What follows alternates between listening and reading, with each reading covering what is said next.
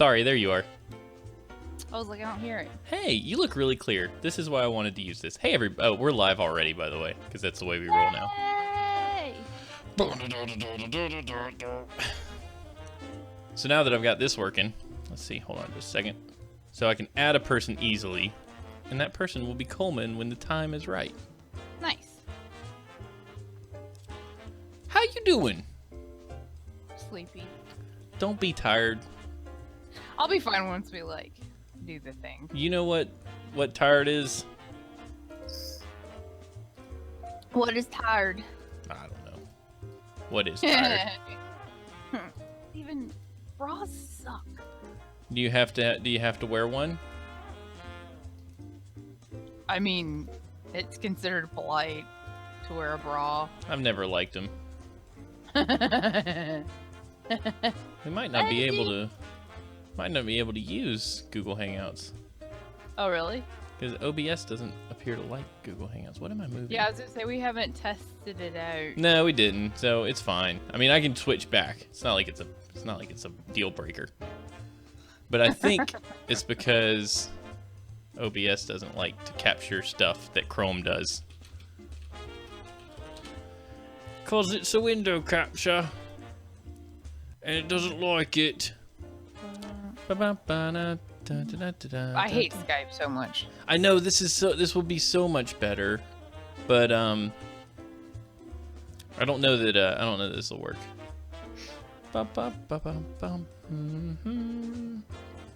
My face itches. Is it because of the Well, puppy dog bras are just obstacles to That's exactly 100% correct. Okay. Let's see. Hold on. Maybe I can. Let me try something. Let me try something up in hell.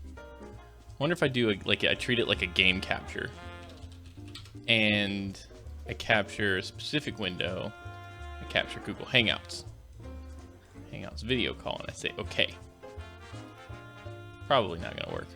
Blarp, blarp. Capture cursor. Capture. You know, if it doesn't work, we'll just go back to Skype.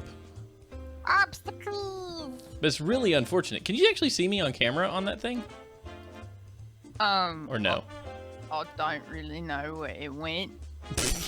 To be honest. Yeah, because it thinks it's Chrome, and OBS won't capture Chrome. Okay, so we got to go back to Skype. What?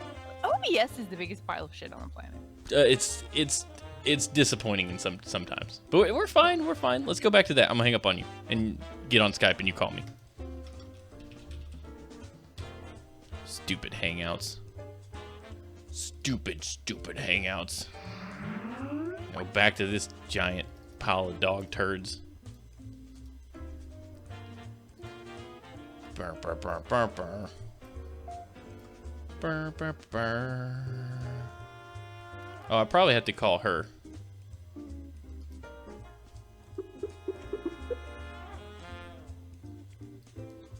Yeah, let me go ahead and show everybody what Skype number we are. Burr, burr, burr. Yeah, it does, RDP. Hey, Firebringer. What's up? Skype is such a pooper. Such a pooper. Oh, there you go. Hey. Hello. Is that yeah, there you are. Oh, I can't hear you on my headphones. Oh no. Imagine that. I can't see your video either. That's because Google Hangouts like effed my shiz up, and it's still it's like hijacking the everything. Oh, close down Google Hangouts. I did. Oh. Well, do it again. I did. It's gone. That was the first thing I did. Are you serious? Yeah. I broke it by trying something new. No, it does. F it, we'll do it live. Oh, sounds.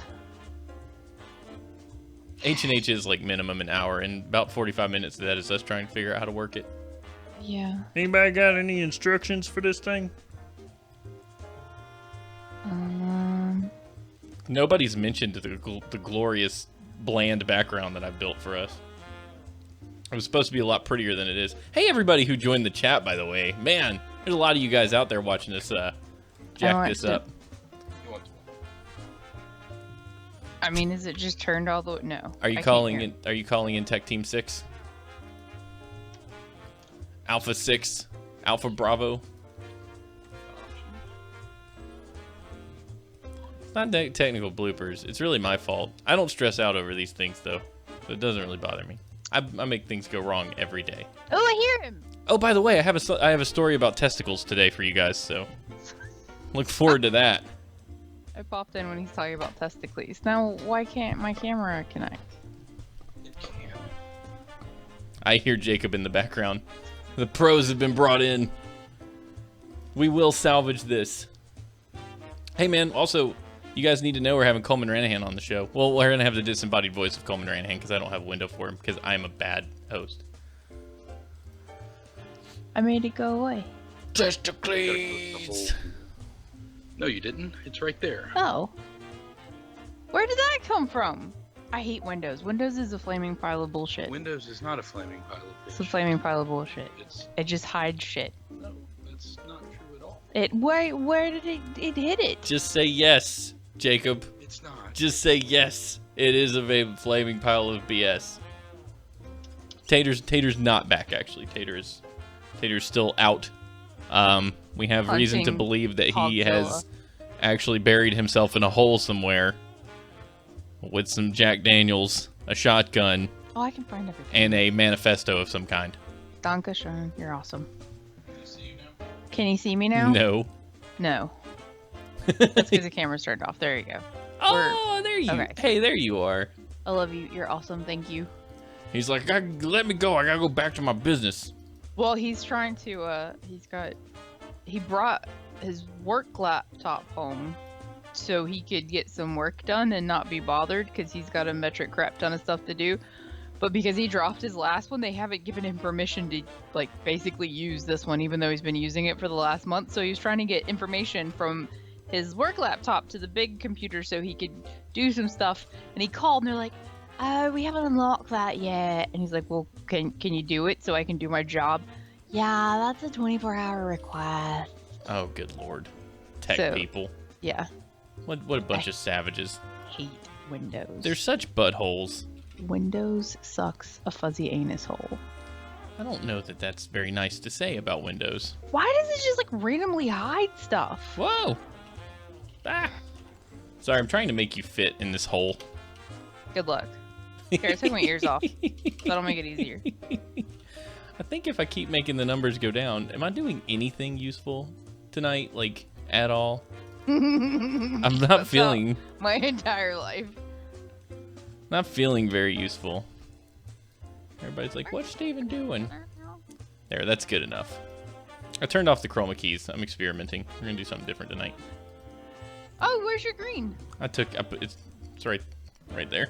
I see it. It's just gone. Well, the boxes that I put us in are really like, they're not impressive. They're not good. Oh. Look at all these people talking to each other, and we're all like, I don't know what I'm doing. I'm talking about a thing. So I'm gonna abandon an idea I had for the sake of time. What was your idea? I was gonna quiz Coleman on LA Confidential. Oh, cool! Isn't he, like, obsessed with the thing? Yeah, hence why I was gonna quiz him on it. Oh, it's a good idea. Nothing more fun than asking someone almost impossible questions to something they love, infuriating them to incredible degrees. How well do you know Star Wars? Right? And then you ask him, like, how many toes were on Greedo's left foot? Like, what? What was the number of the thing in the thing? I can still ask you questions, Coleman. They're just going to be really impossible and not very creative. I'm good with that. You know what? Me too. I really hate Windows. It's like the most obnoxious. So if you want to, I don't know, but just switching from a Mac OS to this, just like, why would you hide stuff? Oh, I see that you're using that. I'm gonna hide it. But Oh, it's yeah. not even like lit up hidden. It's just completely hidden. Well, now most apps can't be exited with the X button. Like Curse, Discord, Slack, if you hit X, they just go down in the bottom. You have to right-click it and close, like... That's so Dude, it would have been freaking stupid and frustrating as all hell. Like normally, if I click on something and it comes to the forefront, I expect the stuff that's behind to still be there and not just friggin' disappear. That sounds like a good rant section of Horseshoes and Hand Grenades. Yeah, we can start the show. We could start the show. You wanna? You wanna? I'm excited to interview Coleman. I hope I can successfully add him to the call. I'm actually going to test that possibility. Coleman, I don't think I can. I think I have to like call him, hang up on you, do something else. It's okay. We'll do a thing. It'll be fun. Oh, I can add participants. So let's see. Let me just make sure I can do this so I'm not doing it live on the air. I'm not gonna call you, Coleman. I just want to. What's up, guys? How was your day? I went on a 3-mile walk to get the mail. So I can. Let's see. What's this button do? Now my legs are tired. My Call feet hurt. group. Oh gosh, this is awful. Zombies, run. Yeah, so I don't think I can just add somebody to the call. This is so stupid. Like, why did Skype take that one good feature away? So Oh wait, I can do it. I can add people to this call. It's just a hidden button. Oh my god. Okay. Why is everything so stupid? And Like, it's why? probably going to jack up your positioning. That bloody snap cakes. I don't even know what that means. Whatever. Okay, we're just. Coleman, I'm not actually gonna call you. Said every girl I've ever been on a date with. I love Coleman. That's fantastic. Okay, let's do this. Let's kick this popsicle stand. Okay. All right, you ready? Yes.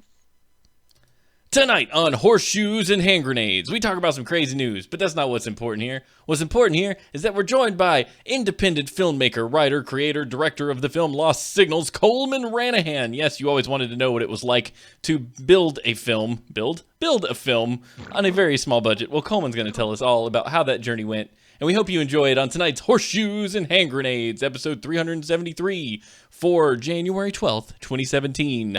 Bananahan.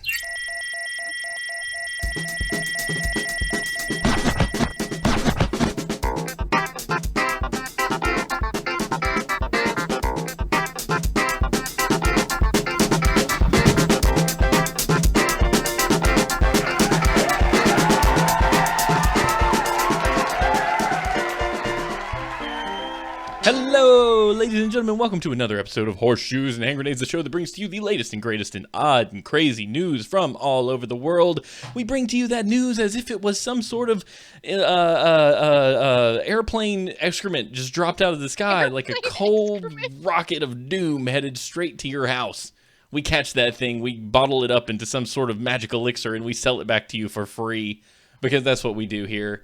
On the show, I am your host, Steven, joined as always by the wonderful, the amazing, the incredible, the pink kitty-eared Smash Face. They're always crooked. How you doing tonight? They're just a little longer on because they were like $1 at Target. I'm so tired. I did Zombies Run because it was freaking gorgeous outside. I'm like, I'm gonna go on a walk and then get the mail. And 3 miles later, I got the mail. So Zombies Run is, for those not familiar, is the one where you put your headphones in your ears and you hear an really well done story. Yeah. About zombie, like you landed in a forest, or you're in a forest and you get in contact with some people via radio, right? I thought you were in. Yeah, and they like shoot a helicopter gets shot out of the sky, and they're trying to figure out like who you are, and like I still don't know if I'm good or bad at this point. Like I don't know if I'm sent there to like infiltrate them but you're a runner, right? Hence the Zombies Run part of the title.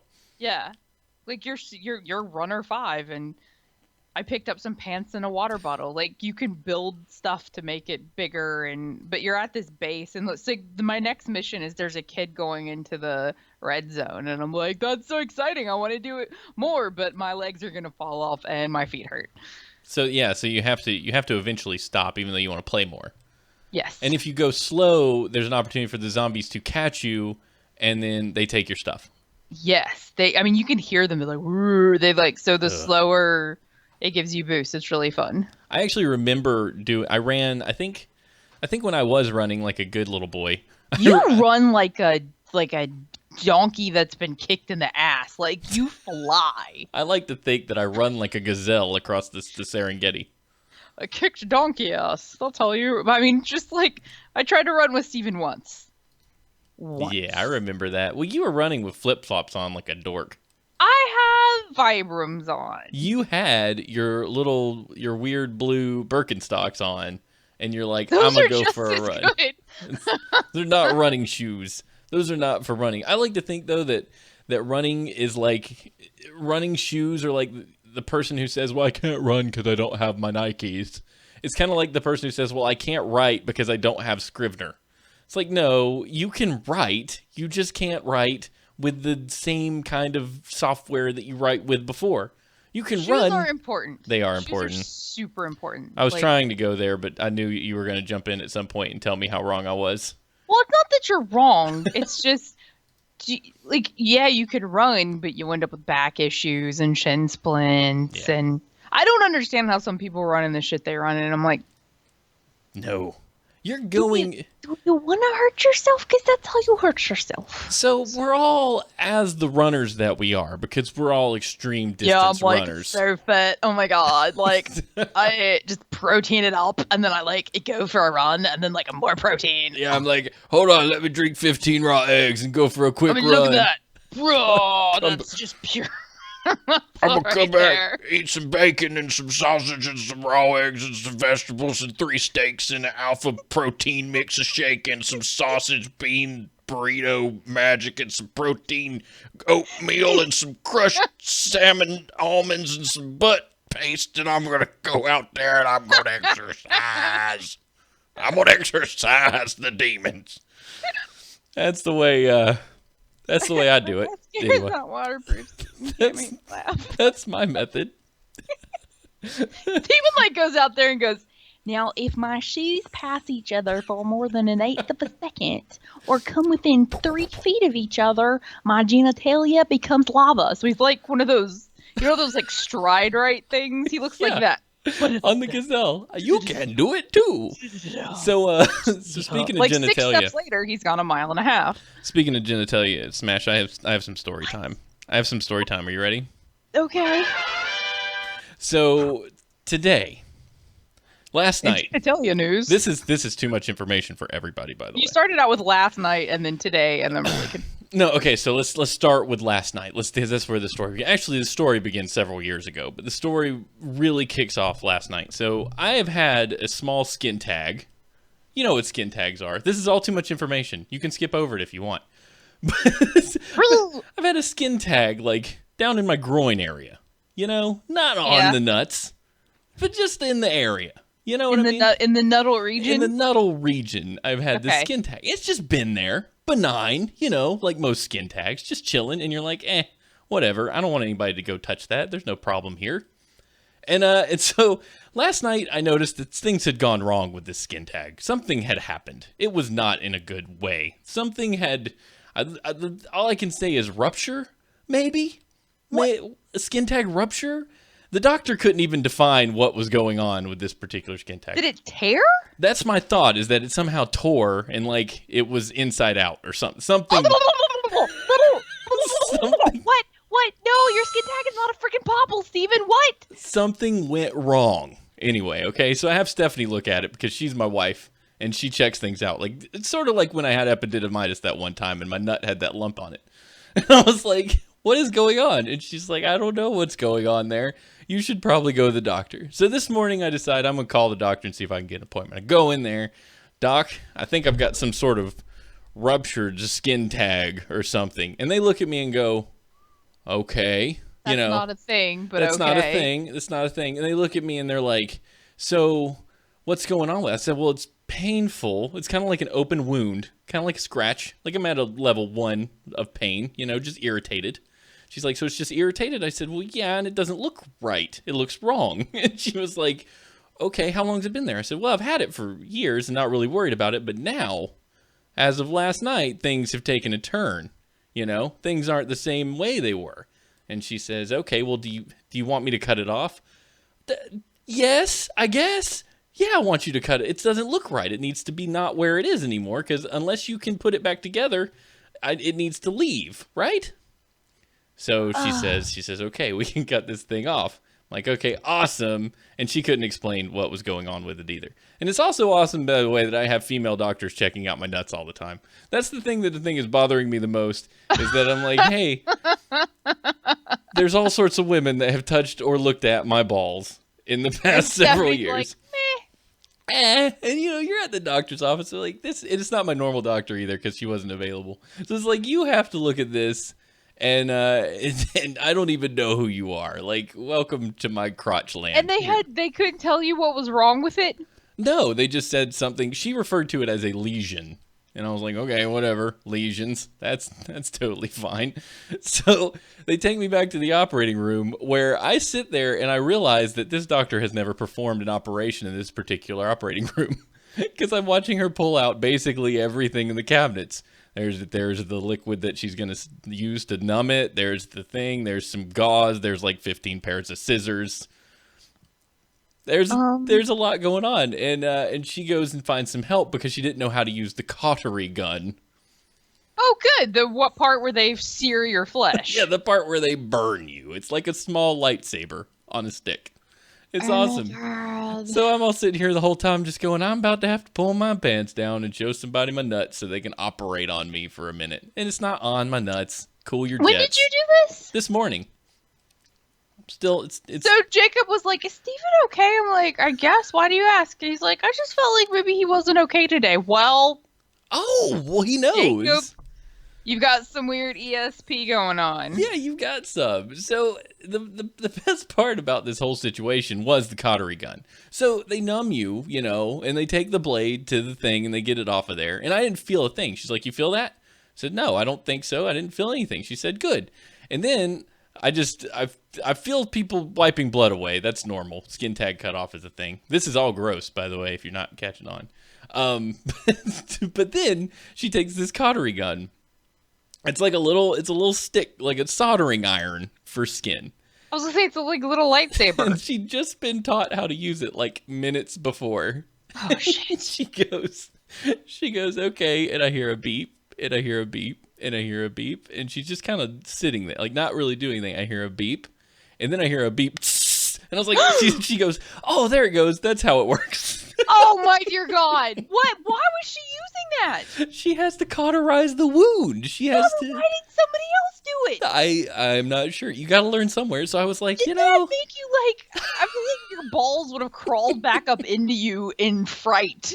I was a little nervous about it, but I was like, I was being very kind. I said, you know what? You got to learn it once, and once you got it, you'll never have to worry about it again. Which no one responded. This was the most. Don't cut my balls off, lady. This was the most humorless part of my life was trying to talk to these people and get them to even say anything to me. But, are you serious? Yeah, it was. They were very focused. But then I hear.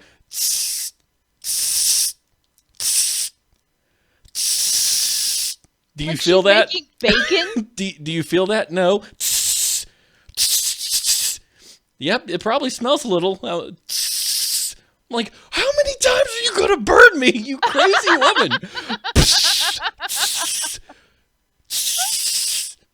Oh my God! I think we're good here. How much leg do you have left? Are you an inch shorter on one side? I haven't looked. Honestly, it's just covered in. It just got gauze. I'm just. Oh, did Steffi look? No, we didn't look. So here's the thing. I'm not the least hairy person in the world, and it's like on the inner thigh. So it's got like. I got tape, and they're so just she like. had to singe through a forest before she got to your actual skin. No, it wasn't that bad. It's just where they put the tape to tape the gauze on. I've got leg hair, so it's like I don't really want to pull that off right this minute. I'm trying to put it off as long as possible. When Steven says he has hairy legs, they're not that bad. Oh my God. So I used to stay with Steven and his roommate when they were in Florida, and Stephanie would call me into the bathroom, and there would just be piles of leg fur where Steven would take the towel and exfoliate his leg to dry off. It's just wait, you can't get it up there, Steven. I didn't see. Nobody saw. You gotta do some yoga. Look, I don't try to shed, I am a man, and a man has hair on his legs. Well, some do. Some men are just smooth. I don't know how how he keeps the amount of hair he has on his legs, plus sheds the amount of hair that he sheds. Like it doesn't mesh up for me because he's like a freaking scared chihuahua. There's just like ting ting ting ting ting ting ting, like fur is just popping off of him. But I don't have back hair or like enormous amount of chest hair just either. From his knee down. Yeah, just my knees down. I'm like a bear, but I don't have four. It's not like carpety. It's just. And this is like forearms. My forearms aren't even bad. I'm not Robin Williams, you know. I have arm furs. You have girly arm furs though. Like there's like none. my buddy Rob says that if he didn't have to have hair, the only hair he would have is his eyebrows. He's like, if my whole body was shaved and I just had hair on my eyebrows, it's the only thing I would have. Is that like bald Rob? Yeah. All I can think about is like him walking around just furless with his eyebrows now. I'll let him know that you were thinking like that. I haven't seen him in a while. I need to call him. How hairy is the audience? I know Yesh is like a fuzzy bunny. Holy crap. Hey, man. Most of it's centralized right here, too. I'm going to grow my beard out a little more just to get it good to go. So, yeah. So sorry about that story. Well, I'm not really sorry, not sorry. I really just wanted to tell it because I felt like you guys have been so involved in your genital health, my crotch region since we began this show because of my incidents with various things. And none of this, all of this is normal. So the doctor did come in and he was really cool about it. Like the doctor who showed her how to work the cautery gun, he's like, "Oh yeah, those are common. We take those things off all the time. You're good. Don't worry about it." And I was like, well, that was nice of him. I've had one like on my neck before because my dad has them all over. Yeah, your dad has a bunch. And so Dad, when I was little, he would just like tie a string and like cut the circulation off to it, and they would just like fall off. And so you know, what you grow up is what you think is normal. So like I don't even know where it was. It was on my neck somewhere, and like I just twisted it off. Oh gosh. Blah. I'm like, I don't want to tie a string, and like I could have taken clippers to it, but I just went and it just like because it's just skin, so it's just like ripped it off my neck. I wasn't brave enough. The doctor was like, we could cut it off with anything. He's like, we can cut it off with nail clippers, we can cut off scissors, you can cut it off with a pocket knife, but you're here now, so let's cut it off the right way. It's like, okay, let's do it the way like that doesn't. Alcohol. Yeah. Gone. Yeah. Oh, by the way, since it was an open wound and they had to put alcohol on it because they were going to put me in like that part burned like a sucker. Like that sucked a butthole. That was awful. I don't know like what you did. You were just like running in your sleep and your like thighs chafed your. No, I don't know what the devil was going on. Like I just went to pee and I was like, I just went to pee. That's how I found out about it. I don't know if I did something then.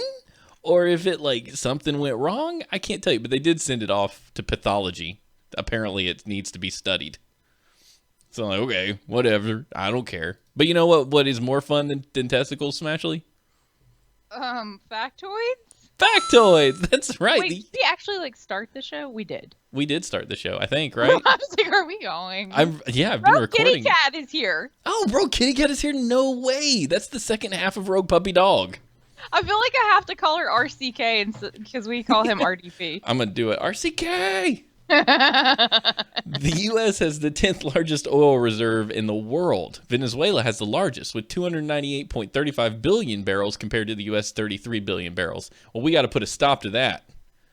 I thought that I looked up oil facts because that was, you know, all essential oiling, and I got that, and I'm like, huh. That's interesting. We have the 10th largest reserve, though, right? Like, yeah, we just like stockpile the shit. Well, that's the point. You drain everybody else of their resources, so when it all goes to crap, you've got the resource, so they have to buy it from you. It's like Quantum of Solace, where the dude water did the water. Yeah. Yeah. I now own 3/4 of your country's water supply. You will buy directly from moi. Do Bond villains ever star in other films? Oh. Like, you know, you see a Bond villain and you're like, I know that guy probably does other stuff, but I'm not entirely sure that he actually does other stuff because I've only ever seen him in that thing. It's like, I mean, with Mads Mikkelsen being a different guy, the Bloody Tears guy.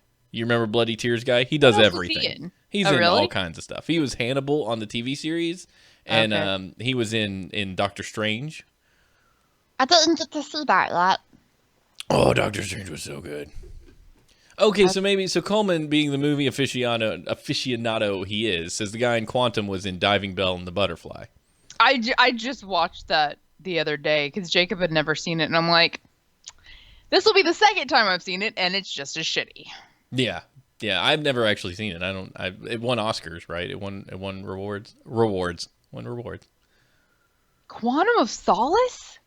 No, Diving Bell and the Butterfly. Oh, you meant you watched Quantum. I was like, Yeah, no, I don't know what Diving Bell and the Butt is. That I was actually kind of shocked that you did, but I was just letting it go. I was like, oh, dang, Ashley got cultured. No. No. Oh, by the way, I wanted to tell you I never got the opportunity because this is the longest show we've ever done because I'm just going to ramble for the first hour and a half. That's what we do. We interact with the chat and tell stories. I wanted to tell you, I don't remember if I did or not, that Suicide Squad has officially beaten Resident Evil in the list of movies that I never want to see again. Oh my god, it's so bad, Steven. It's so bad. It was a miserable head-scratching experience. Like, I would watch X-Men Origins Wolverine twice before I watched Suicide Squad one more time. Like, that is how bad that movie was for me. That is how painful it was to watch. And I don't know, some people might have loved it, some people might have loved it, but I'm terrified because Gotham City Sirens is in David Ayer's hands too. What? No. Yeah. No. And get this. Can you imagine what Catwoman's gonna look like? Get this. Can I tell you a secret? No. You want to know something awesome? Since we're in movie mode, David Goyer has been hired to pen the script for Green Lantern Corps. It's just stop eating my sesame cake. Sesame cake. I can't even take my headset off and throw it enraged right now. I don't even know what to say. I'm like, you guys know he sucks at basically everything that's comic book related, right? Aside from Blade 2. What? I'm just like, what are we doing? Are you even paying any attention? Yeah, it's head scratching, right? It's painful to think about. But yeah, Green Lantern was bad. Okay. Green Lantern wasn't great the first time. I'm a kind of a Green Lantern apologist. I enjoyed it for what it was. It was a popcorn Saturday afternoon movie, but that was it. Yeah, it wasn't. It was. If they would have cast anybody else, it would have been awful. Yeah, and plus, he's supposed to have the greatest willpower ever, and he spent the first hour and a half of the movie going, I don't want to be a hero. And that was stupid. That's not Hal Jordan. Hal Jordan's like, heck yeah, give me that ring. Let's do some galactic policing. I'm ready. Batman was in the Black Lantern Corps. Batman was in the... Oh, he was? Zombie Batman. Didn't Zombie Batman have a black ring? Didn't all the DC heroes come back from the dead once? I remember that. That one time. Blackest Night. We should do a story. You want to do a couple? Because we got to get to Coleman. Yeah, you hurt my feelings so much. I'm really sorry. I didn't want to, but I had to. People need to know that this was a big disaster. I don't understand. This will be something we have to discuss with Coleman because Coleman and I disagree on everything movie-wise, and it's really funny. But I don't understand why people like Suicide Squad. I was so excited to see because Harley's my jam. Yeah. I mean, she's all over my wall. I think the amount of times that I heard the word homie and essay and the enormous amount of swearing, that though they're bad guys, and I get it, it was not constructive. And watching Killer Croc do anything was stupid, and he was pointless in the entire movie. And when he crawled... Okay, Slipknot was completely useless. But Killer Croc, man... he's like, I'm going to go down into the sewers and handle this. And then he gets down, on all fours and, wiggles into the water. Come on. That looked stupid. That looked really, really, really dumb. It was all... So, the actress that played the Enchantress, until she spoke, I loved her as Enchantress. Her movements and stuff. I hated her as the human part. I'm like, there's no... you weren't emotionally attached to anybody in that freaking movie. Even Harley, I'm like... because they made Harley's a freaking doctor. She's Dr. Harley Quinn. She's a very intelligent, broken woman, and they made her such a freaking puffball. She was a sex object. Which is, fine. They sexualize it. But God, give her some sort of a brain. It was, you know what, disappointing. I don't want to stay on this too long, but the Joker could have just been any thug with green hair. Any thug There was nothing about him that made it. Oh, No. he's got ha tattoos. Oh my God, that's my Yeah, Joker there of my was- generation. Screw off and die. There was no Joker in that Joker. It was just a bad guy who had a thing for gold and tattoos. He was a sociopathic asshole. Like, Yeah. okay, there's so much. Whatever. Don't me and shit on our childhood, DC. Me and Stephanie, we were spending too much time on this. Me and Stephanie said that the thing about Heath Ledger's Joker, though creepy, was still fun. And it was hard to find out how they figured out how to do that. But, like, the whole pencil magic trick thing, he killed a guy out of nowhere. Fantastic. But everybody in the audience was like, holy crap, and laughed. Because it was a sick joke, but it was a joke. And the Joker in this movie was just a sick man that was perverse. Like, there was nothing. Like I don't understand the relationship between like him and Harley. They try to like Twilight it, which was really weird. Really weird. I don't know. It hurt my feelings. If you like Suicide Squad, please write us and tell us like why. Like you don't need to defend it for us and tell us that we're idiots and we're wrong, but just like why did you enjoy it? Why did you like it? Because obviously we didn't. Yeah, tell me. I would love that. Yeshbot actually says there's fan theories that Jared Leto's Joker was not really the Joker, and the Joker has had a few personalities throughout the comics. That's very true, but none of them as generic as the Joker that Jared Leto played. I think that's the word that generically. It was just he said that they left 80% of his stuff on the cutting room floor, which I could see, because Batman versus Superman, like, I can't imagine watching that without watching the extended, like, I can't imagine what they would have cut out of that movie to make it make any sense. Yeah, this is why me and Stephanie need to watch it again. We haven't. We watched the theatrical cut, which was fine. No. I mean, I liked it for what it was, but it had every problem everybody said it had. Yeah. So, I mean, so I'm accepting the problems that exist, going, yes, they are there, but at the same time, I enjoyed myself to some degree. No, it wasn't Forrest Gump, but it was something. And no, it's not. They don't even touch Marvel movies. They don't even touch them. They don't even come close.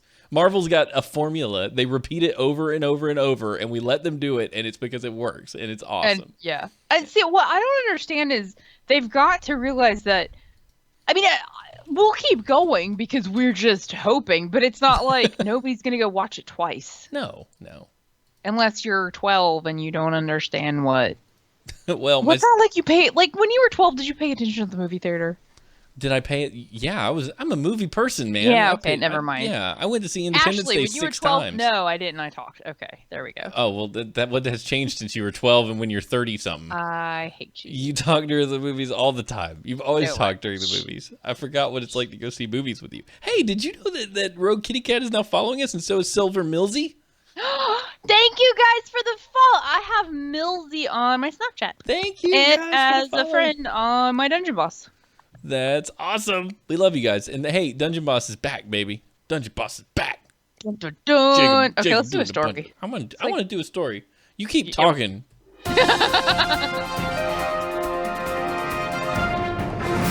Taiwan politician's funeral features 50 pole dancers.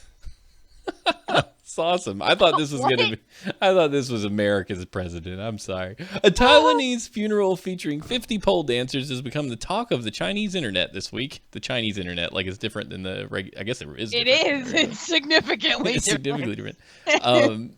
It's okay. We'll have an American internet and American state-sponsored news sometime soon.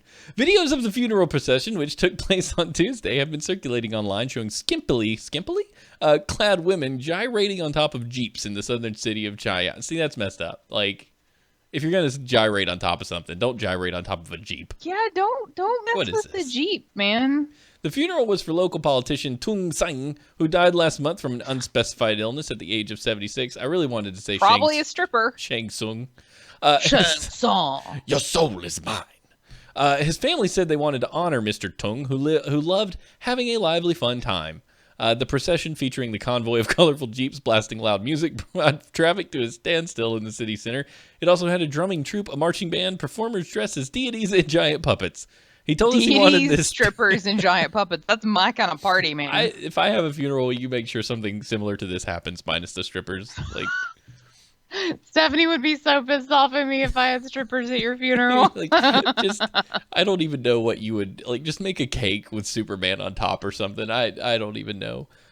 Yay, Steven was alive once and now he's dead. Yeah, yay! He's doing more stuff dead than he ever did alive. Yay! It's kind of like Jimi Hendrix. It's just keeps on producing music. It's wild. His brother saying Tung Mao Sung told us he told us he wanted this through a dream 2 days before the funeral. Oh wow! So he was alive. He says, "Hey man, give me some strippers," and then died. That's perfect. Oh, that's funny. That's how I want to go out. Get me some strippers and then Just like that. Can you imagine that being okay, Steven, you've got a 20-second window to tell your loved one anything you want. Strippers, bitches. Give me some strippers. Steven out. Yes. Can somebody give me a microphone? Somebody give me. Okay, then just drop it on the ground. Die. His final mic drop. Dun dun dun. Peace. I keep spilling shit all over me, and I don't understand how. Like, I haven't got it in my mouth once. That's what she said. Ding. Do you want to read a story? Yes. Okay, I'm gonna stop get you. spilling Hold on. honey tea all over me. Let me cue you up.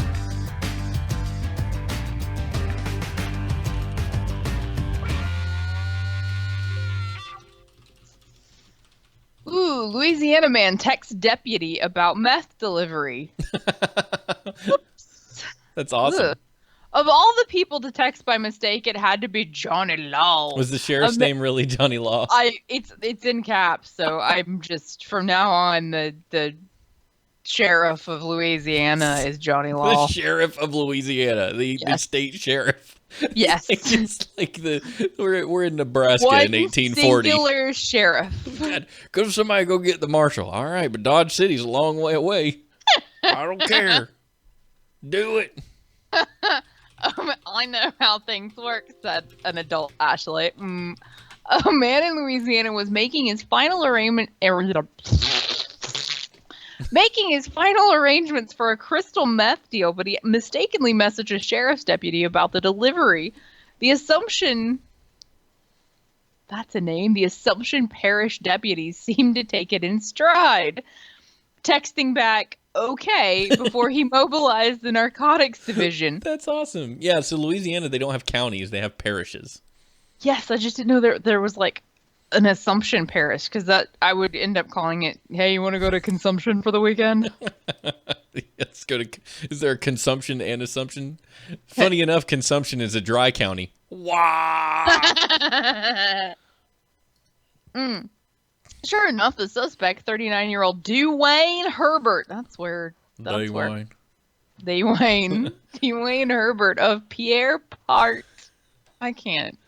I went out there and I found that boy with his meth down there in the mud hole, digging his Jeep out. He had it down there. His winch was tied to a small oak that had grown since I was a boy over now near the clay pit. He pulled that meth out there, and Lord, it was a kilogram, as them English say. I do believe. I don't know why I did that. Keep That going. was fantastic. That's what everybody in Louisiana sounds That's like. basically, yeah. According to, yes. Sure enough, the suspect, Dwayne Herbert of Pierre Pop, blah, blah, blah, blah, showed up with crystal meth and 2 guns. The deputy arrested Herbert, who faces charges ranging from meth possession to resisting an officer. The sheriff didn't say exactly how much meth the suspect may have handed over. It wasn't Herbert's first run-in with the law. He was busted on accusations he ran a meth lab out of a boat earlier this year. It is unclear whether he has an attorney. I would assume that if he's been in trouble with meth, He probably then doesn't. he's probably got an attorney. Can you imagine, out of all the dumb luck that you text Johnny Law. That's amazing. No, that was really South Alabama, Ecto. That wasn't Louisiana. Louisiana's much faster talking. Louisiana's the Scotland of America. Ecto, that's freaking hilarious and incredibly accurate. It really is. They are speaking English, but it's some kind of weird English that we just don't understand. I mean, I really want to go, but like I kind of pride myself on being able to understand. Okay. So I have this thing. I can understand people no matter how thick their accent is. Like Indian whatever, like so thick. But there's a restaurant here called Me Cancun, and it's freaking Mexican restaurant. Like, everybody in the U.S. grows up with Spanish because that's our only foreign language because we're surrounded by one language. Yep. And that's Spanish. And maybe some, like, French from Canada, but nobody cares.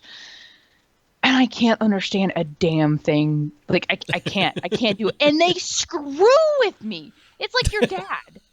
They know. Like, I walk in and they just start laughing and joking and making fun of me, and I'm like, I don't know what you're saying. And then they told me that like my meal was $299, and I'm like, do they mean 299 pesos? Like, what the hell? And I'm like, okay. And they just kind of looked at me and start laughing. They're like, you want to pay that? And I'm like, how much? And then they told me again and started laughing, and I'm like, oh my god. They're like, well, we gave you some extra cheese, and I'm like, okay. You didn't order it, but we gave it to you. Okay, because I didn't know what they were saying. That's awesome. And I was just like, I just want your food because your food is really good, but I don't want to play. That's awesome. It was like a 10-minute, I walked back out to the car and like threw the food at Jacob, like, next time you're going in. And we haven't eaten there since because I don't know what they're saying. I envy your ability to understand all languages. Because I am probably the opposite of that. I'm like, if you have a slightly thick accent, I'm like, I don't understand your words. And I grew up around people from Alabama. Like, I understand deepest, darkest Alabama dialect. and I can't understand, like, oh, you have a slight Spanish accent. Like, Arnold Schwarzenegger talks. I'm like, what did he just say? Like, it's awful. It's painful, and I don't even know. And I've got to go to the Czech Republic at the end of the month. Oh, that's gonna be so exciting! You're gonna come back with like this Eastern European accent. Oh, I'm dead. I'm dead in the water. There ain't no way. I'm just gonna be like holding on to the belt loops of my Czech coworker, going, "You talk to him. Tell him things. Like, you check me into my hotel because I don't know what to do."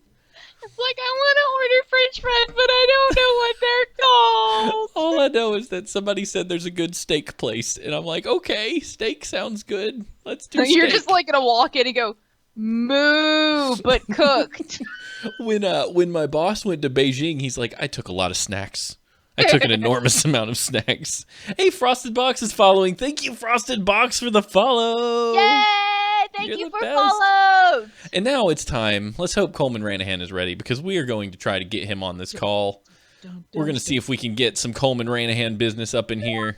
This is the part where Ashley actually shuts off. Oh, yeah. Because Ashley doesn't know how to interview people. I'm like, hey, penis jokes. It's okay. We're calling him. I see his face. And like I expected, the your video is not right anymore, which is perfect. Hello. Oh, there's Coleman. Hold on, Coleman. It's time for interview time with Mr. Coleman Ranahan. That's right, it's Movies in the Middle on Horseshoes and Hand Grenades. We are joined by Coleman Ranahan, director, writer, producer of the hit indie film Lost Signals, here to talk to us about the journey that he went on. Thank you, Coleman, for joining us on the show. Oh, thank you guys for having me. You know what? We're always happy to have you, Mr. Coleman. How are you doing this fine evening? Oh, I am way over caffeinated right now, so I am good. Oh, good. You're just the way we like you. Over caffeinated. Good and full of caffeine. Just a little bit. So what's the drug of choice? What are you on? What you doing? Coffee right now. Oh, coffee. That's legit. Yeah, well, that was preceded by an entire giant thing of Mountain Dew Baja Blast. So I'm living the dream right now. Why? Awesome. Why? Because I decided to go to Taco Bell before coming here because I wanted to feel worse. You son of a So- bitch. Can you explain to me what Mountain Dew Baja Blast is? It's I think for a while it was the exclusive version of Mountain Dew you could only get at Taco Bell.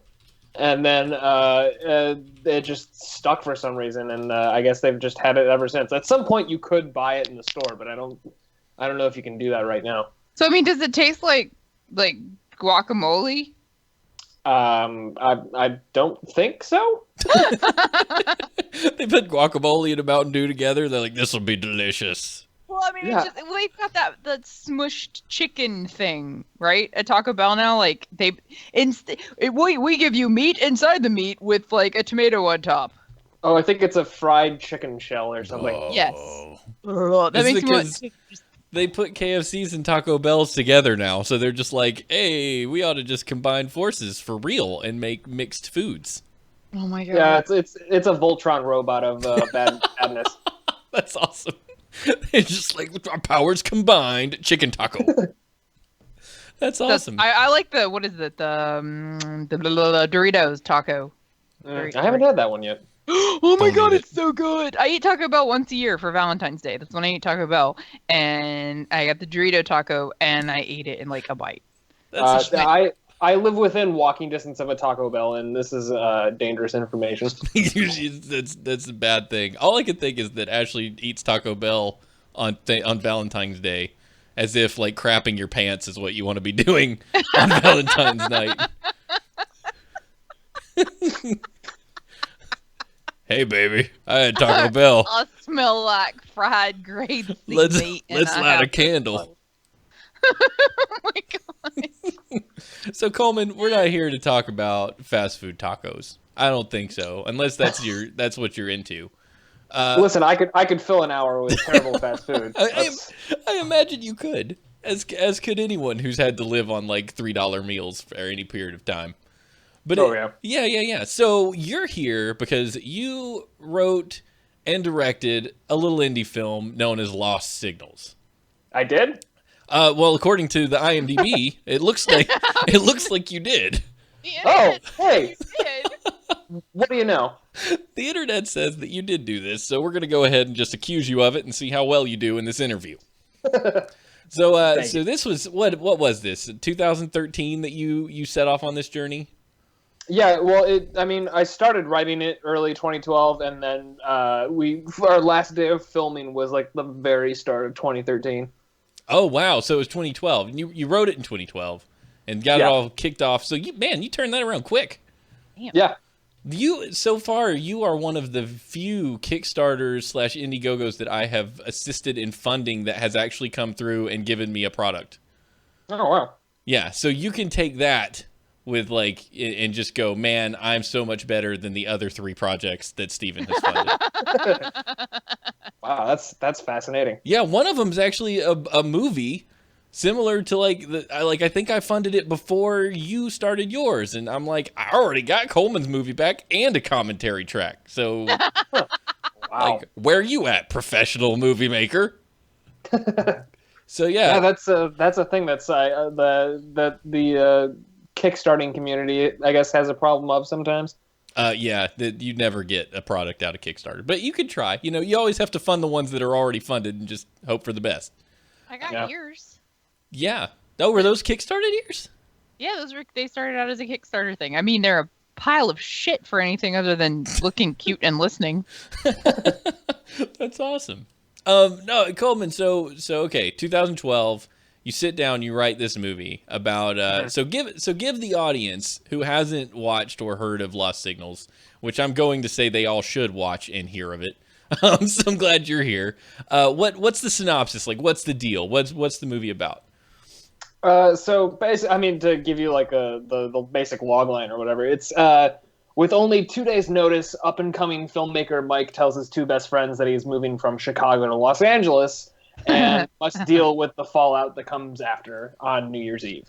Oh, okay. So this is focused around New Year's Eve, and I'm gonna ask these questions like I've never seen the movie, even though I've watched it twice.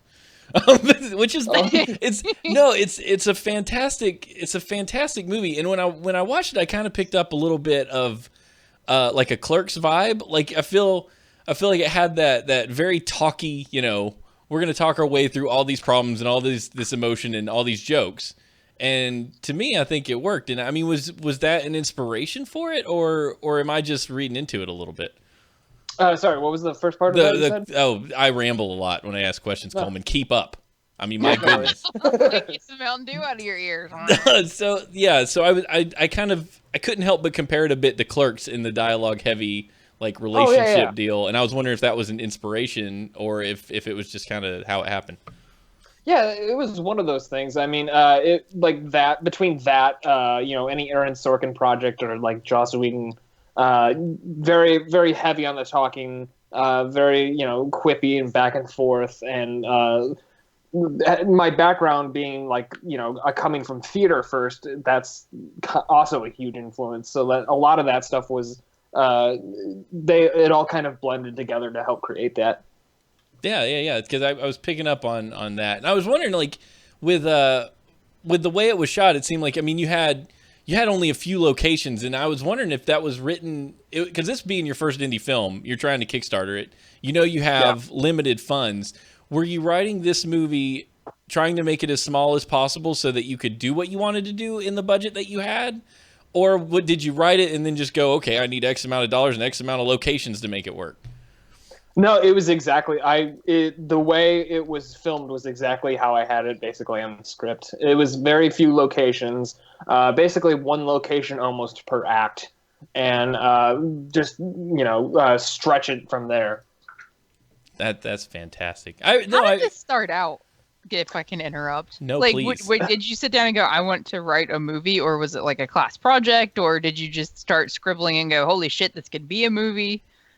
No, it was the actual inspiration for the movie was sort of what happens in the third act, and that was something that happened at like a New Year's Eve party like a year and a half earlier, and it kind of stuck in my brain for a little bit, and slowly over time, like it kept bugging me more and more, and I'm like, I should write something around this, and I was like, well, I can't write around what happened in just one night. Like I have to like actually form something around this. So slowly over time, like finally I was in the middle of school. I was waiting for my semester to end, and basically I got to a point where like I finally figured out what I wanted to write.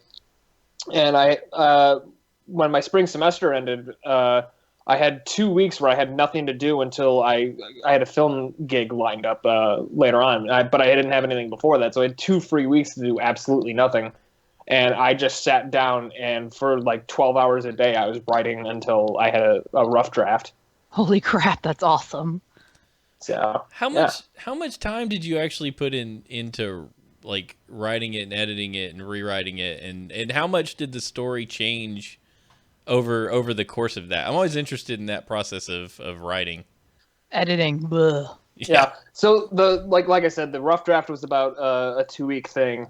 And then after that, I had a writers group in Chicago that I was hanging out with.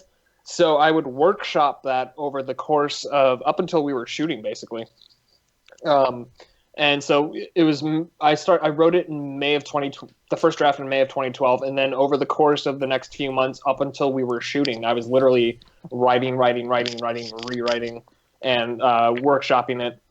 And it was constant re-edits. I had a really weird, bizarre ending that I'm not going to talk about for it. That was really bizarre and out there, and I ended up throwing that out after like the first writers meeting.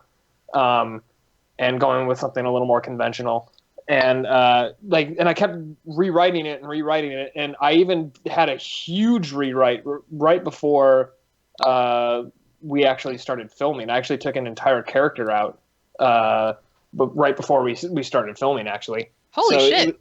It was a lot of rewriting up until then. Basically, I was doing like a new draft every 2 to 3 weeks.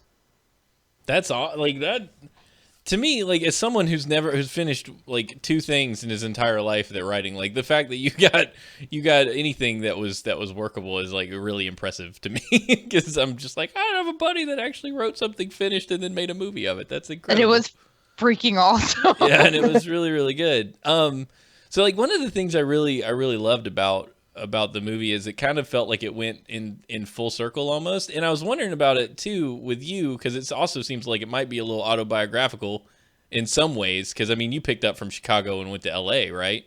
Yeah. Yeah. So had you moved to LA before you started this movie, or was it just in your plan at the time? No, I didn't move moved to LA until 2 months afterwards, after we finished filming. So like it was always a thing that was in the back of my head that I was going to move to LA, and I think after I made a trip to LA in August before we started filming, I wanted to check to make sure that I wanted to move to LA. I didn't just want to move blind in, and so I took a trip out there, and then like I was like, all right, well I'm moving to LA. I have so and so months left. I have to get this thing done. So it all just kind of coalesced and helped shape everything that I needed to get done to do it. Did you feel like you were more equipped to finish it when you had a deadline than if you had stayed in Chicago? Oh, absolutely. I think having to like basically pack up and get everything ready and to leave made me more efficient, and it definitely made me more focused in terms of getting what I needed to get done, and just be quick about everything, and also let time let the whole thing simmer for just a little bit while I was getting all my stuff packed up, and letting my editor do the work while I took a rest, because that as fun as it was of a shoot, I needed to like rest my brain because I was doing everything. So yeah, it was a pretty crazy time. Yeah, I'm looking at your full cast and crew, and you starred in it, you directed it, you wrote it. You were kind of the man on this thing. You edited some of it. Yeah, there was a lot of hats being worn. I'm not a fan of hats, but I did wear many. That's awesome. But I mean, so you go into this. What is the thing that you brought out of making an independent film that you may or may not have expected it to be as difficult as it was, or like what did you learn out of it that's really helping you out in the future as you pursue more of this stuff? Definitely having other people to like having a fresh set of eyes to look at something is extremely beneficial. Whether it was my editor Brent, who did about 85% of the editing, or or I guess the other thing is having a producer so that I'm not stressing myself out so much, and not going crazy when a curveball gets thrown my way. So I was able to handle all of it, but it was just like there was one or two giant things that almost easily could have prevented the movie from happening, and luckily managed to make that happen, make it all work. But it was still pretty crazy. So I think definitely having a producer or somebody on board next time is going to be super helpful. Next time. Aren't you? I stalk you on Twitter, and I've seen a couple times you talking about writing for scripty things. Oh, I'm in the middle of writing 3 scripts right now. So 3? Yeah, one is completely for fun. One's kind of an actiony superhero property, and the other 2 are ones that I can actually film within the next couple of years. Oh my god, that's awesome! So yeah, I'm already 30 pages into the next one that I want to film by the end of 2017 rather. So and then I've already got one draft done of something that I would like to do in the future. It's a little more expensive, but it is definitely something that's in the realm of possibilities once I get the second one done. How do you I'll sit down and be like, I wrote 5,000 words today. I'm proud of myself. Pat, pat, pat. But how the hell do you do that? Very carefully and insanely, I guess, is the Mountain Dew and coffee. Yeah, no, I don't know. I just I don't see myself doing anything else. So this is what I feel like I'm here to do. So I mean, I got nothing going on. How do you wash clothes and eat and stuff? I mean, I'm now that I'm extremely rich from selling my indie movie. It's just one thing at a time, and I do my day job for, you know, a little bit, and then when I'm done, I go and write, and I keep my routine, and I kind of do everything else in between, and you just keep doing it until you got something going. Your I need to side like hustle. siphon off his dedication and awesomeness and bottle it and then sell it. No, I'm really impressed because like I hear about this all the time. The you work your 8-hour job, you go home, you kiss the wife or girlfriend, and then you get to work. And that kind of sounds like it's what you're doing. You're like, I need this so that I can live. I need this so that I can dream. And I'm going to attack this just as hard as I attack anything I do during my actual work day. Yeah, it's writing when I come home. Well, now that I work from home, I literally just move from one computer to the other. That's fantastic. I literally, it helps me de-stress, and it's kind of very helpful with a lot of other things. And I'm just like, I feel good when I have written, a few pages.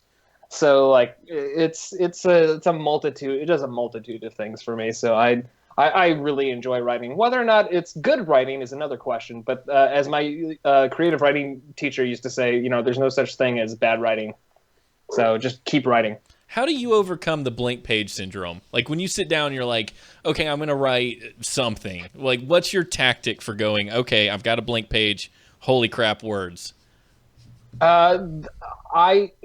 So if I have an idea and if I'm extremely stuck, I try to write out most of what I think the scene is going to be, and whether or not it works is another story, but you write it out anyway, because you never know if you're in the middle of something, suddenly you could just suddenly have an idea come to you.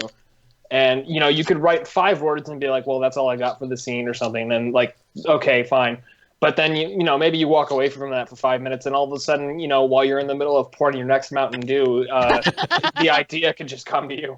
So it's get as much as you possibly can on the page, and then, if you can always edit later, you can always reform it and reshape it, and it's a thing that you can literally just come back to at some other point, and at least you have the idea down. You can make it better.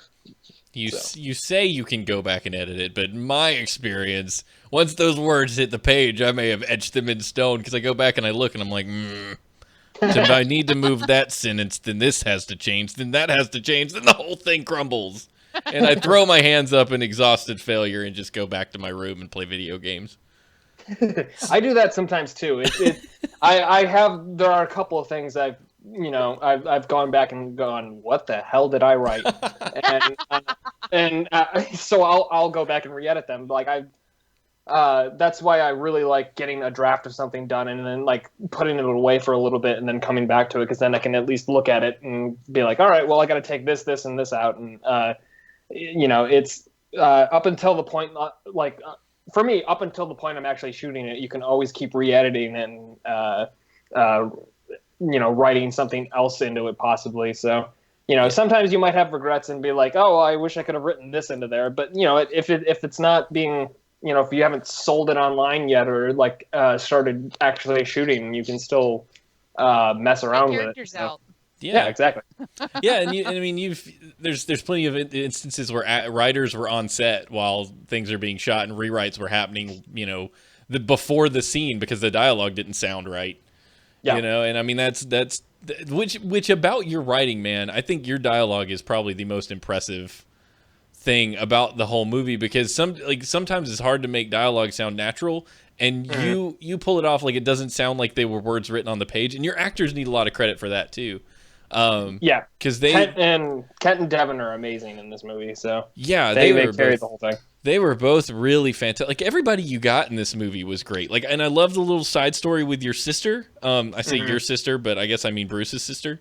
Like that was super cool. Like the emotion and stuff that you showed with her was really great. And there's a stinger at the end of the movie that both times I've watched it, I've just cracked up, because like, I think mine and your relationship has always been sort of a comedic one, we've always talked and joked and stuff. So it's fun to watch you go drama in a lot of these scenes, but like at the end of the movie, there is just a straight up, what I would call a quintessential Coleman joke like where you go and you knock on your sister's door and she doesn't live there. Yeah. I was like, oh my gosh, I'm dying laughing right now. Like, this is amazing because it was everything that's like your awkward comedy style that you've done for years, all wrapped up in that scene. And I'm like, Coleman, next movie you write, just please bleed that style into it because I'll get in tears every time I watch that. Yeah, that was a lot of fun. That scene you're talking about, by the way, was shot in Los Angeles. Really? Oh, that's fantastic. That's Yeah, awesome. we found my friend Sheldon was living in a brick building that looked like something that could be in Chicago. So I was like, hey, let's shoot that. Oh, that's fantastic. Was the actress in LA too? Did you just randomly find her, or was she with you? Yeah, she's a coworker actually. Oh, no way. Yeah, That's awesome. she's great. Taylor Howard was kind enough to help me out with that. So Yeah, well, that scene was great. There's like two things that really stand out. I mean, the emotional scene at the end where everybody kind of comes together and figures out why, that friend thing. Like, we've all got these conflicts. It's time to just put everything out on the table. Like, that was really awesome at the pinnacle of the movie. But there's these little things sprinkled out, like, that just catch my attention and I start dying laughing. And, like, the stinger at the end is one thing, and the Rambo conversation you threw in the middle. yeah, I couldn't breathe. Like, that was the funniest thing I have ever seen. Because it's just basically, like, you've got this film guy, which I could imagine being you, who's just like, this movie is this, X fancy art flick is the best movie of the year. And then you've got Meathead, who's just like, Rambo's the best movie of the last decade. And you're just like, what? And he's like, F you and F your movie. And I'm like, oh my gosh, this is a brilliant thing. And I don't know. I just wanted to thank you for that because it brought me a lot of happiness. yeah. I really enjoyed that scene. That was probably one of my favorite things to write actually in the movie because my friend Peter, who's in the movie, who's the Rambo guy, who's having a conversation with our main character. I think I wrote something else originally. I think it was another Stallone movie in there, but he came up with the Rambo thing, and I was like, oh, that's perfect. And because like that's something that he would actually say, but that guy is actually like basically my friend Peter in real life. So I wrote that in there going, and I was like, I might as well have him play it too because he would come across perfectly. Like that is a Peter thing that he would absolutely say. So I wanted to have him do that. And I think that's one of the bigger scenes that people have like quoted back to me every time they talk about it. It was amazing, and I felt like you loved it when you wrote it because it came out in everything about it. I'm just like, this is brilliant. This is the funniest thing. It's there's people, especially for people who love movies, they have these conversations all the time where they're like talking about like what movie is the best movie of the last couple, like one of those things. And I thought that was a fun thing to like just insert in there because like someone who's so set in his ways of like, this movie is the absolute greatest movie of all time and screw anybody who doesn't, think otherwise. Yeah. I mean, that when people come up to me and they say Suicide Squad is the best movie of the last 10 years, I just want to knock them out, but it's totally fine. It's totally fine. Opinions are good. No, that's awesome. But I really did enjoy the movie. I haven't listened to the commentary yet, but I'll probably bring that up. But I have watched it twice. I watched it recently, just the other day, so I could catch up and prepare to talk to you about it and remember some of the things that I loved about it. Thank you. Yeah. But man, like, I appreciate you come on the show and being willing to talk about it a little bit. I mean, do you have what's going on right now? Are you creating anything new or doing anything currently aside from just writing and prepping for your next thing? Yeah. Well, so I'm writing the next one, obviously, but in the middle of all this, I was a writer and producer on a web series called The Pantheon, and so we're actually I just saw the latest cut for our pilot episode, and we're really close to locking that down, and before we start doing like effects and stuff, and that's going to be out pretty soon. I've got an episode that I wrote that we actually shot. So that'll also that's coming after the pilot, hopefully. Whether or not they're going to release it is another story. But they at least shot an episode that I wrote, so that is coming out hopefully very soon. That's awesome, man. Well, we here at Horseshoes and Hand Grenades are always 100% behind anything you do, and definitely wish you the best as you continue to pursue your career in the film industry. Thank you, guys. Where can people find you? You can find me on Twitter at Coleman Ranahan. I'll put it in the chat real quick. Hannah. And yeah, you can find me there. You can find the Twitter for the Lost Signals film. It's in my Coleman Ranahan bio too. And then you can buy Lost Signals on Gumroad. So Sweet. Yeah, so by the way, go out and buy that on Gumroad. So what's the URL for that? And I'll put it in the chat. Don't tell me. I'll just find it. Lost Signals. It's in my Twitter bio. It's in your Twitter bio. I found it. I'll put it in the chat there. I don't need your Twitter bio. I got this. I've done this before. Bam. Buy Lost Signals. It's $8. It's worth your time. It helps Coleman continue to make some movies and do his own thing because we like to support independent projects here. And there's also a commentary online as well. It's the commentary is pay what you want. I think if you want to pay nothing, it's like a minimum of 99 cents for Gumroad or whatever. But yeah, like the Gumroad or the commentary is like pay whatever you want. So you can get that for super cheap. Yeah, so pick that up too. So yeah, and next time, Coleman, you have a Kickstarter or an Indiegogo, we will be sure to promote that here on the show for you because you're just a friend of the show, friend of mine, for a really, really long time now, and we're all very happy that you're doing so well. Yeah, thank you guys. I really appreciate the support. So this was a lot of fun. No, we're happy to do it, man. Well, thank you for coming on the show, and we will keep you in touch, and we will have you back on here again to promote more stuff. Absolutely. All right, see you, man. Bye, Coleman. All right, thanks, Bye, Coleman. And that's Coleman, and I just hung up on Ashley because I'm an idiot. Let me get her back on the phone. Oh no, you hung up on me. I hung up on both of you because I do extreme hang-ups here on. We forgot to ask Coleman if you like Mr. Robot. Oh crap! I'm sorry. Coleman, if you're still in the chat, they want to know if you like Mr. Robot. Yeah, don't forget to send me video again because it turned off too. I did, and I clicked it, and it went away. There it is in all of its crappy quality. Thank you, Skype, for failing to maintain what you do. Let's do these last couple of stories, and then let's kill it. Okay. I had a really good time talking to Coleman. Thank you, Coleman. You're the best. He's fantastic. Coleman's such an awesome human being. Newspaper left untold.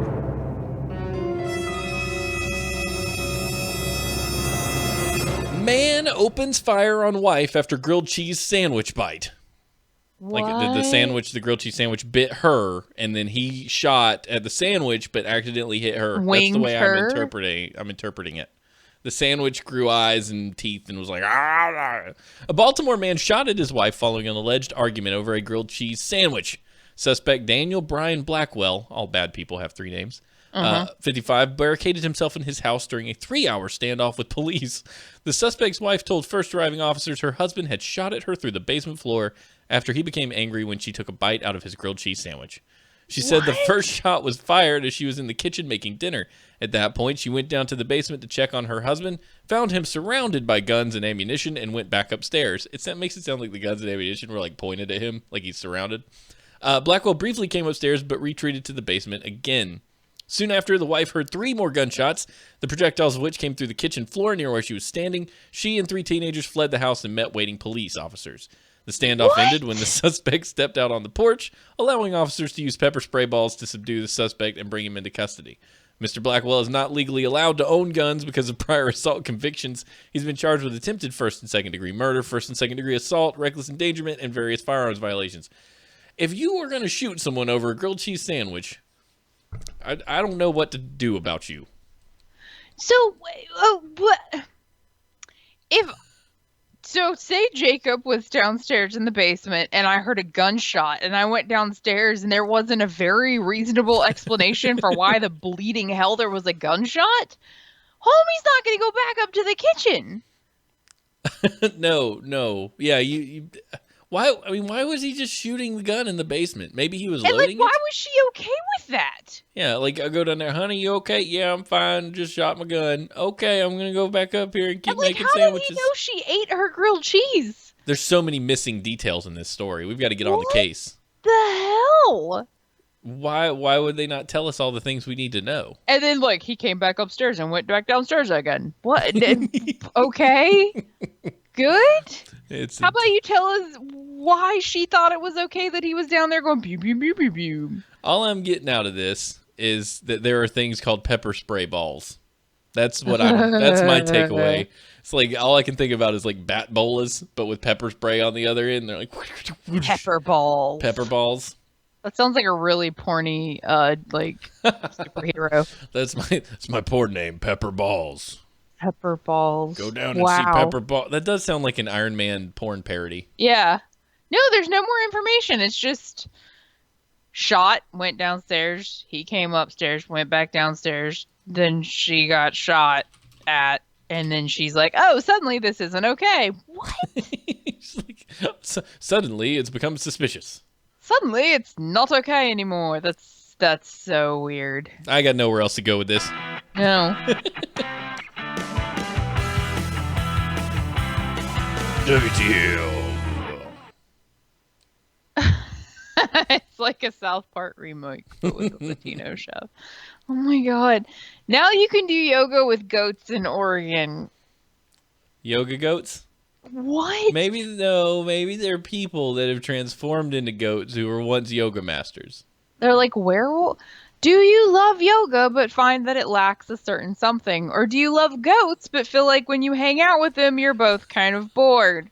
Well, maybe what you need is goat yoga. Oh my god. That's exactly what you need. Was born after Lainey Morse at No Regrets Farm in Albany auctioned off a kid's birthday party at her farm, and the child's mother asked if she could host a yoga class there.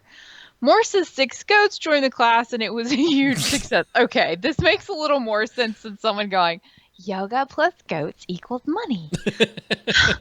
All I could think about was goats in, like, yoga pants. The, like, downward dog. goat. Meh. Yeah, my goats are called... My goats are very social and friendly animals and love to interact with people. Animals are known to have so many health benefits for humans as well, so the mix of goats and yoga seem to fit.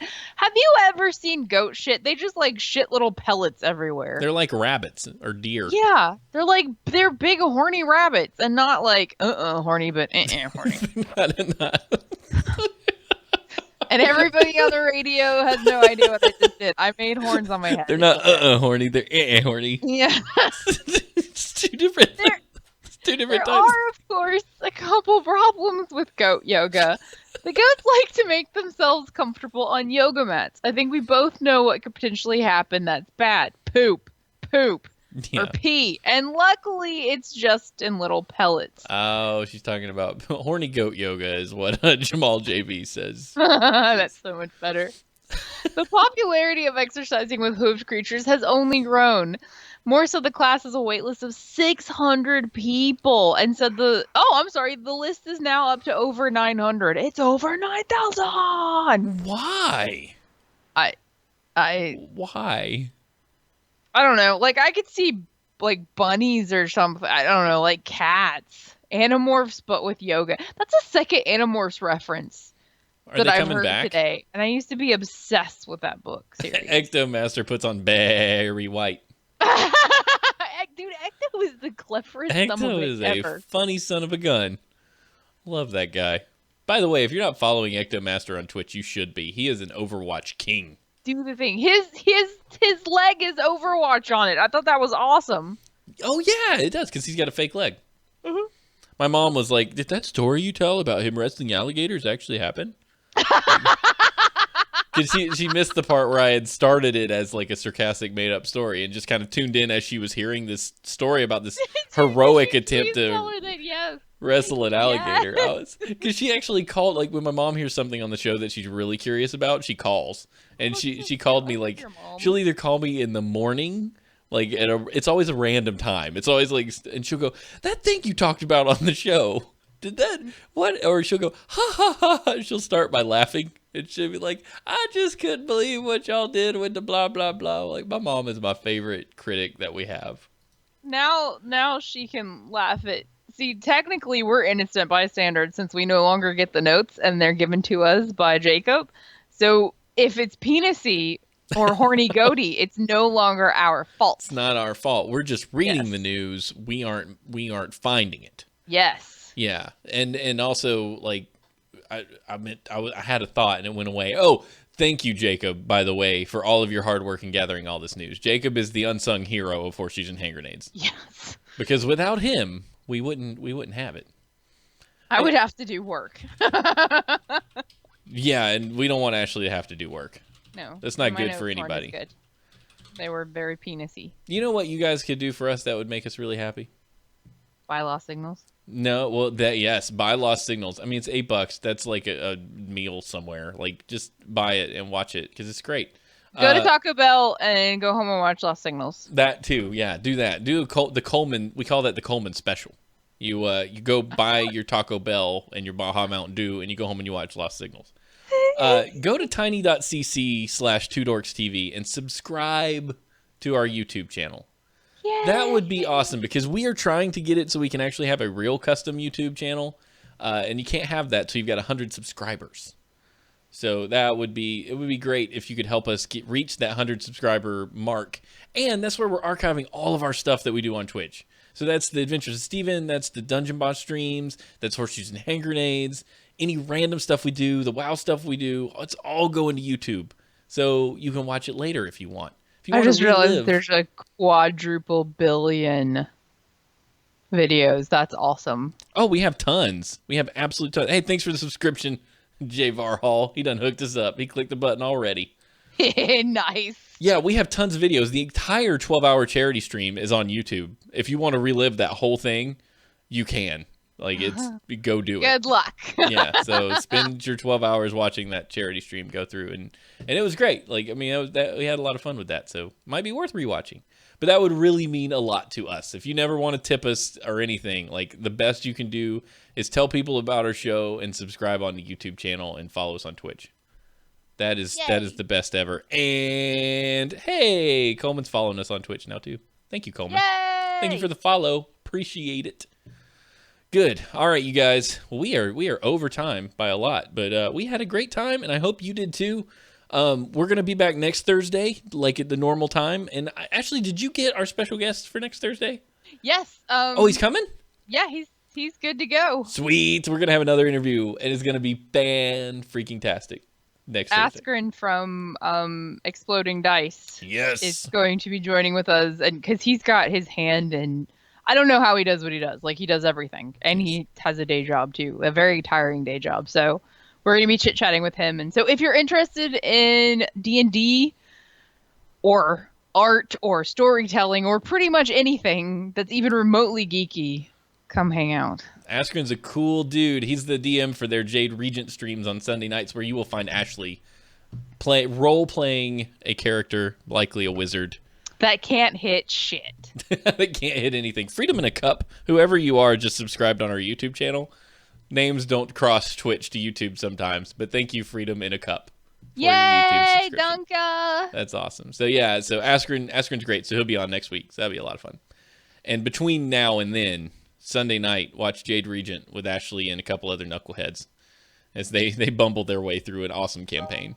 Yes, Sunday at 8 o'clock. You said that. Yes. I did not. Sunday at 8 p.m. Eastern. Yeah.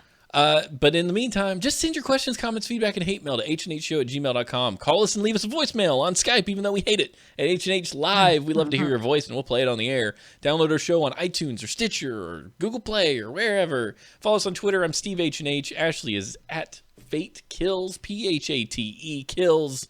And the show is at Two Dorks TV. That's everything we do. You'll find anytime we post something on YouTube, anytime we go live, and random things when I remember to tweet from the Two Dorks account. I was just say, Steven, I don't think I've ever tweeted from it. All of mine is from Fake Kills. Yeah, everything. Ashley, by the way, if you're into skin products and alternative medicines and whatnot, Ashley's your girl. She's gonna hook you up with some coconut oil. You put that right up your butt, and you will just be, you'll be 100%. Maybe you won't get skin tags. You gotta get chopped off your groin. Oh, that hurts. Yeah. Lasered. Like, you went all full They Han didn't Solo. laser it. They took a blade. They bladed it. They bladed it. Yeah, Steven needs to snap. So does RDP. RDP snaps nothing, and neither does VAR. I forget to snap. I lost all of my streaks with you. I know. I'm really disappointed about that. Here, I'll snap now. There. Now all you people can get my snaps. I'm snapping. I'm sending it to all my people that I love. Yes. Snapped. I'm Ash H&H on Snapchat. I'll give you 2 guesses as to what I am on Snapchat. You only need 1. I'm Steve H&H everywhere. That's how you find me. Tip us if you want. Again, if you don't want to tip us, just subscribe on the YouTube channel and follow us on Twitch. We will leave you, ladies and gentlemen, with these words of wisdom from Miguel de Cervantes. Truth will rise above falsehood as oil above water. I feel like that's a very appropriate thing given the last couple days of our lives. I'm not sure that that's true, Miguel, but whatever. See, I'm questioning the truth of the true statement that Miguel put out there. That's how it was. Soon we will watch Russia television. Yes, soon the State Department will have state news for America. According to America's state-sponsored news, we got to go before I get into this. Love you guys. It's Thank time you to so go. much for hanging out. You're fantastic and fun and wonderful and awesome, and I have to pee. Bye. Bye.